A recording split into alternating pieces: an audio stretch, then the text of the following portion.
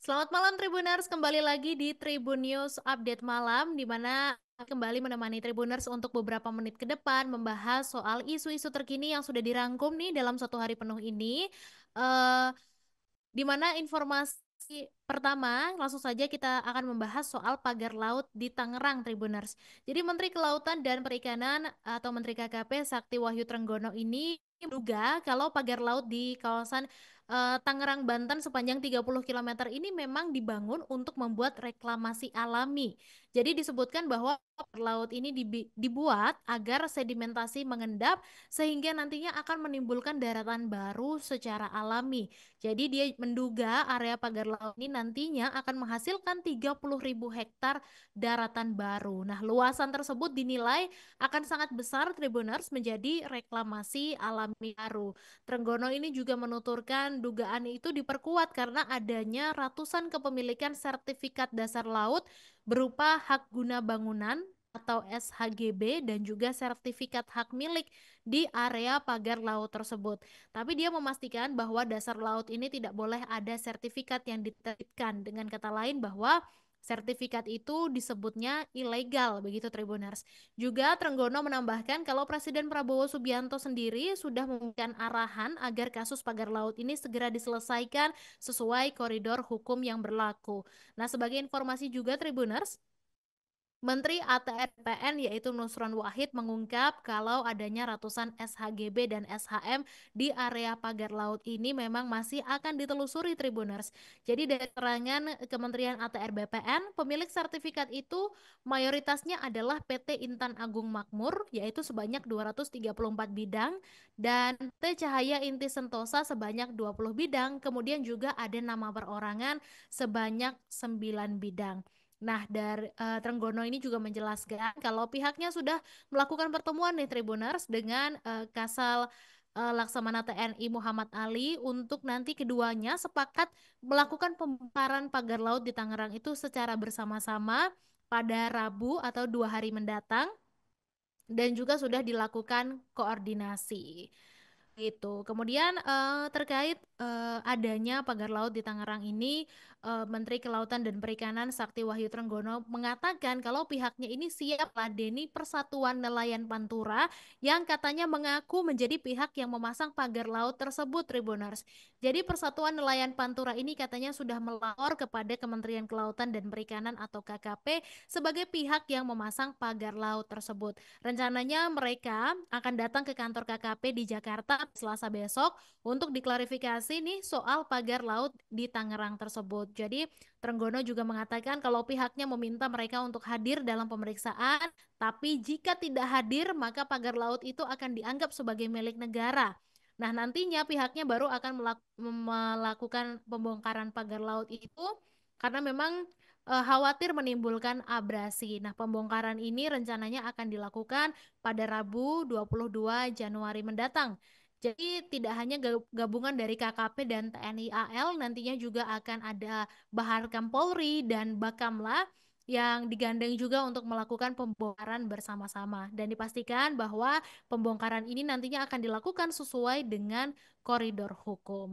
Kemudian kita beralih lagi ke informasi selanjutnya soal kebakaran Los Angeles nih Tribuners yang menyangkut anggota Komisi 9 DPR RI yaitu Uya Kuya yang juga membuat konten di lokasi kebakaran Los Angeles.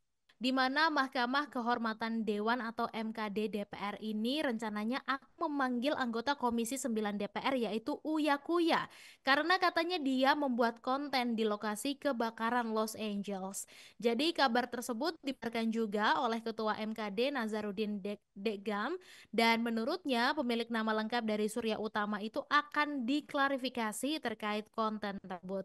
Katanya hingga saat ini belum ada pengiriman surat panggilan kepada Uya Kuya karena DPR RI sendiri baru selesai masa reses pada Selasa 21 Januari 2025 besok. Nah, dia juga menyayangkan tindakan Uya Kuya ini yang malah membuat konten di tengah musibah kebakaran Los Angeles Tribuners. Karena hal tersebut juga menurutnya bisa menjadi pembelajaran juga bagi anggota DPR RI lainnya. Nah, diketahui Uya Kuya ini menegaskan kalau konten yang dia buat ini berlokasi di Altadena, Los Angeles, bukan untuk kepentingan pribadi.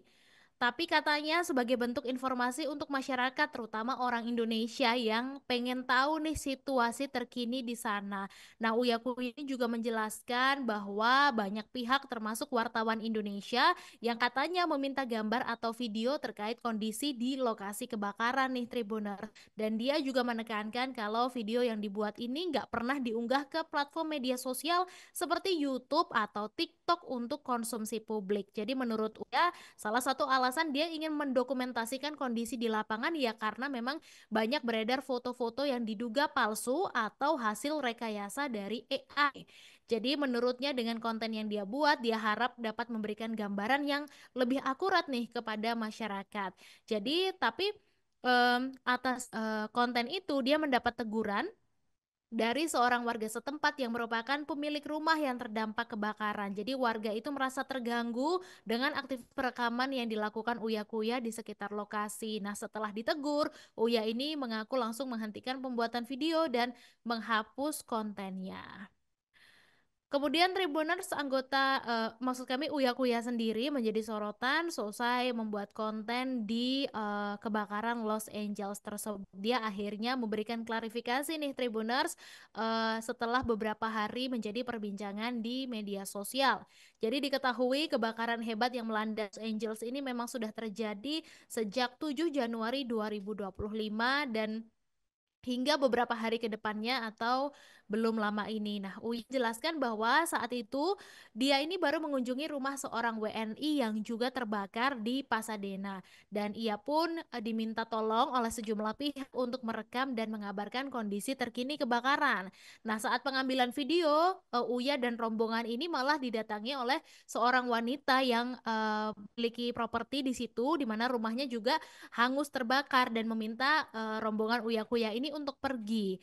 Jadi Uya Kuya ini anggap memanfaatkan keadaan begitu ya Tribuners demi kepentingan konten. Nah, padahal Uya sendiri katanya sudah mendapatkan izin dari petugas otoritas setempat yang berjaga. Jadi kejadian perekaman itu bukan hanya dilakukan oleh Uya Kuya, melainkan katanya banyak juga orang yang turut mengabadikan momen tersebut dan Uya sendiri mengklaim bahwa dia tidak berniat untuk mempublikasikan untuk mendapatkan uang dari kontennya tersebut. Jadi, tapi tetap saja Uya Kuya ini dianggap tidak berempati terhadap korban kebakaran. Tapi Uya Kuya lagi-lagi membantah hal tersebut dan dia juga sudah menghapus video itu. Dan katanya MKD DPR ini akan memanggil Uya Kuya eh, untuk memberikan penjelasannya begitu terkait konten yang dibuat di kebakaran Los Angeles ini. Oke, kita beralih ke informasi selanjutnya Tribuners di mana ini datang dari dunia internasional yaitu Presiden terpilih Amerika Serikat Donald Trump katanya ingin merelokasi 2 juta warga Gaza ini ke Indonesia. Nah, hal ini tentunya mendapatkan reaksi salah satunya dari anggota Komisi 1 DPR RI bernama Sukamta yang mempertanyakan nih rencana pemerintahan Presiden terpilih Amerika Serikat Donald Trump ini untuk mengevakuasi 2 juta warga sipil Gaza ke Indonesia. Karena Sukamta bilang kalau hal itu justru akan eh, justru mengusulkan agar warga Israel yang pasca perjanjian damai Israel dan Palestina ini dapat direlokasi ke Amerika Serikat aja. Nah, usulan ini disampaikan sebagai solusi konflik yang tengah berlangsung sejak Israel mengungsi ke Palestina, kemudian menjajah dan mengusir rakyat Palestina. Dan Sukamta juga mengutip data dari Otoritas Kependudukan dan Imigrasi Israel di mana menunjukkan bahwa sekitar 550.000 warga Israel ini sudah meninggalkan negaranya dan tidak kembali selama 6 bulan. 6 bulan pertama perang Israel Hamas yaitu sejak Oktober 2023. Dia juga bilang kalau peran Amerika Serikat ini sangat penting dalam menjaga stabilitas di Timur Tengah karena seperti kita ketahui Amerika Serikat ini merupakan sekutu utama dari Israel. Kemudian rencana mengevakuasi sekitar 2 juta penduduk Gaza ke Indonesia ini disampaikan sebelumnya oleh Witkoff saat gencatan senjata Hamas Israel ini mulai berlaku.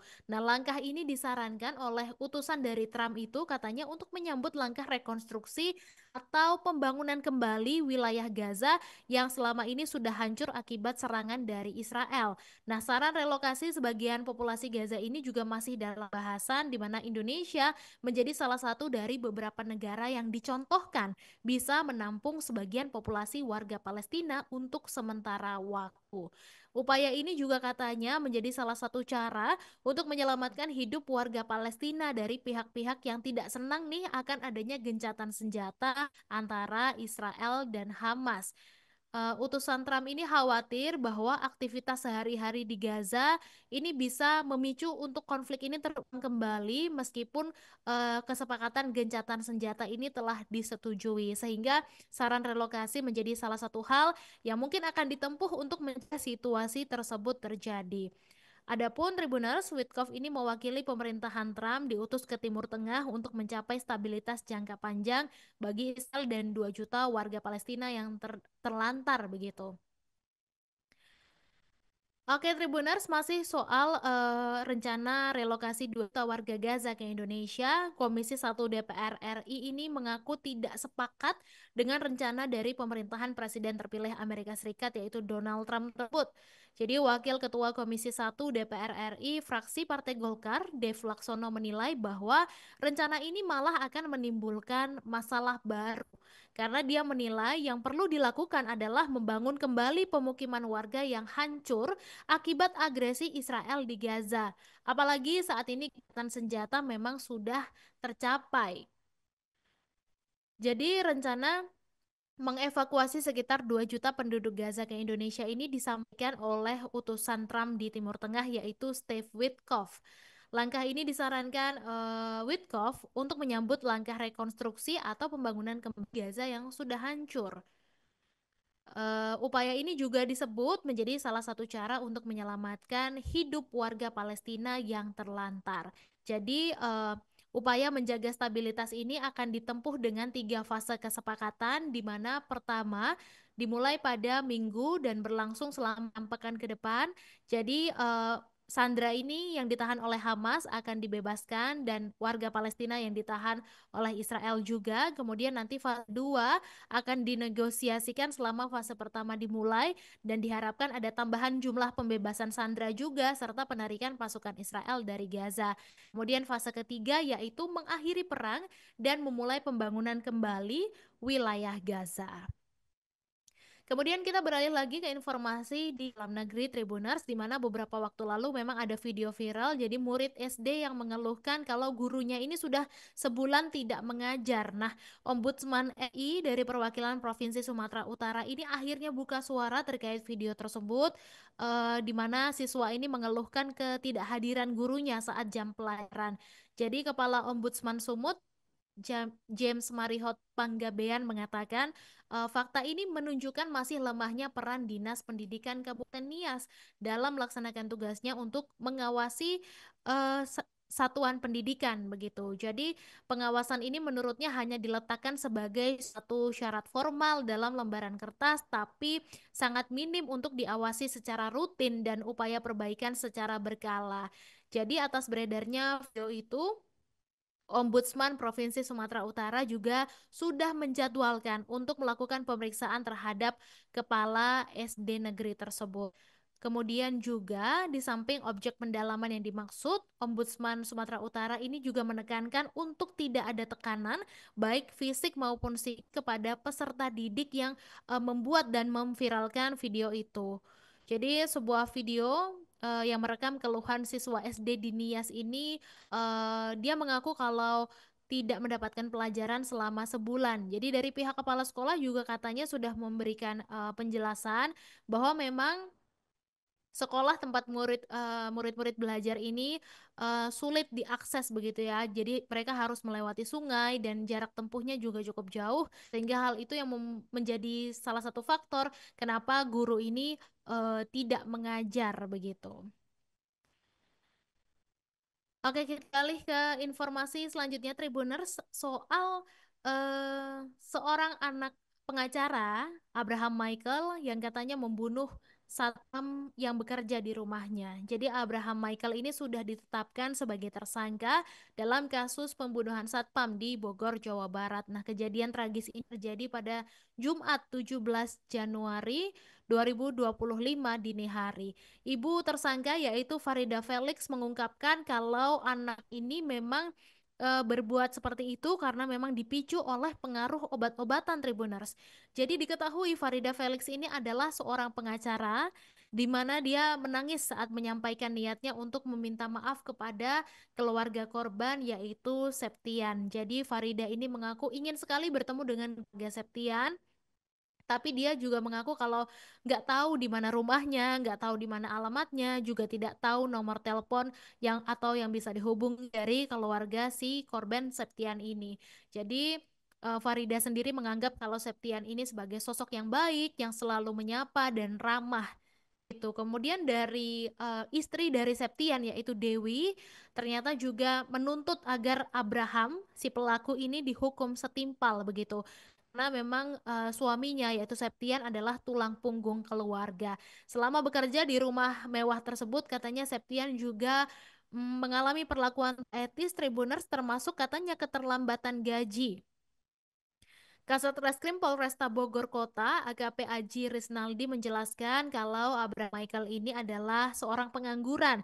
Meskipun di rumah mewah tersebut terdapat sejumlah usaha milik Farida, yaitu katanya di situ adalah tempat law firmnya dan juga ada usaha rental begitu di lokasi atau TKP pembunuhan. Kemudian bonus terkait pembunuhan sadis yang menewaskan satpam bernama Septian yang terjadi di Bogor, Jawa Barat ini. Tersangka atau Abraham Michael ternyata katanya sudah merencanakan aksi kejamnya itu 6 jam sebelum kejadian. Jadi menurut informasi dari pihak kepolisian, Abraham sendiri membeli pisau yang digunakan untuk membunuh Septian itu pada Kamis 16 Januari sekira pukul 8 malam.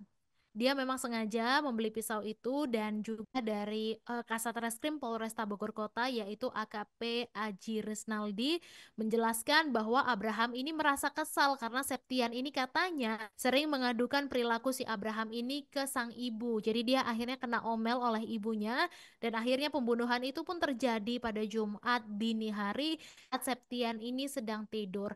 Jadi Abraham langsung menikam Septian tanpa perlawanan karena korban terbangun dalam keadaan memang sudah terkejut itu. Jadi Septian ini katanya mengalami 22 luka tikam dan ada satu luka fatal di leher bagian kiri yang menjadi penyebab kematian Septian. Oke, kita beralih ke informasi selanjutnya, Tribuners, di mana ada tim pemadam kebakaran di Pekanbaru yang mendapat permintaan warga yang tidak biasa. Memang segala masalah biasanya yang dihubungi adalah damkar begitu ya, yang dianggap bisa mengatasi. Jadi ada seorang ibu yang baru pindah ke rumah kontrakan yang meminta petugas damkar ini untuk menangkap setan. Katanya permintaan ini sempat membuat petugas ini shock, tapi tetap juga ditanggapi serius oleh Kepala Seksi Rescue Damkar Pekanbaru, yaitu Hendro Putra Gautama. Nah, eh, bagaimana sih cerita lengkapnya? Jadi, memang Damkar ini biasa menerima laporan yang cukup bervariasi ya Tribuners. Jadi selain ada yang melapor melalui telepon, ada juga biasanya warga yang datang langsung ke kantor Damkar di Pekanbaru ini. Jadi tiap hari katanya ada laporan masuk dari 5 sampai 6 laporan. Jadi laporannya ini juga bermacam-macam. Ada yang minta membantu evakuasi ular, sarang lebah, sarang tawon, kucing terjebak di loteng dan lain-lain. Namun ada juga katanya permintaan dari seorang ibu ini yang belum pernah nih ada permintaan begini sebelumnya di mana eh, laporan ini sebenarnya terdengar aneh tapi tidak mungkin ditolak juga. Jadi Hendro ini menjelaskan bahwa ada anggota tim mereka yaitu Rahmat yang memiliki kemampuan khusus untuk mengusir makhluk tidak kasat mata. Jadi malam itu juga Rahmat beserta anggota lainnya ini berangkat nih ke rumah ibu tersebut. Proses pengusiran setan ini berlangsung cukup lama bahkan sampai pukul 2 dini hari Tribuners. Kemudian setelah selesai melakukan pengusiran, Hendro ini mengungkapkan kalau anggota timnya ini tidak membuat laporan seperti biasanya. Dan Hendro juga menegaskan bahwa setiap laporan yang masuk ke Damkar Pekanbaru ini memang akan ditindaklanjuti dengan serius. Nah, kasus permintaan untuk menangkap setan ini menunjukkan betapa beragamnya tugas yang dihadapi oleh petugas Damkar. Jadi dari situasi yang wajar, apa yang di luar nalar pun mereka tetap siap membantu masyarakat dengan sepenuh hati. Jadi keberadaan anggota yang memiliki kemampuan khusus ini juga memberikan harapan baru nih bagi mereka yang merasa terancam oleh hal-hal gaib. Oke Tribuners, tidak terasa sudah beberapa menit berlalu, Mei menemani Tribuners untuk membahas isu-isu terkini. Nantinya masih akan ada program unggulan Tribun News lainnya yang akan menemani Anda dimanapun berada. Sampai jumpa. Download Tribun X sekarang, menghadirkan lokal menjadi Indonesia.